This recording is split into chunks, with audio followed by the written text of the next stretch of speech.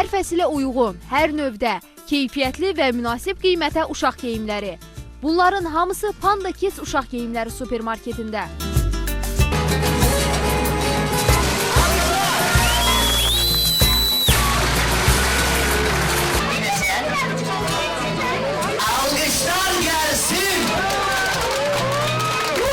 Uşaqlarınızı burada siz təpədən dırnağa kimi ən müasir və keyfiyyətli paltarlarla geyindirə bilərsiniz.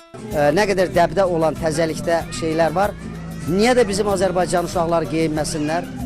Niyə də bizim Azərbaycan uşaqları yaraşıqlı olmasınlar? Onlara hər şey yaraşır.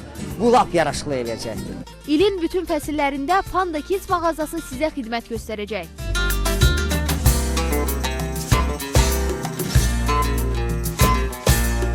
Burada həm də kiçik yaşlı uşaqlar üçün uşaq yeməkləri, biraz böyüklər üçün isə bağça ləvazimatları ala bilərsiniz. Həmçinin burada uşaqlarınızı əyləndirəcək oyuncaqlar və hamam ləvazimatları əldə edə bilərsiniz.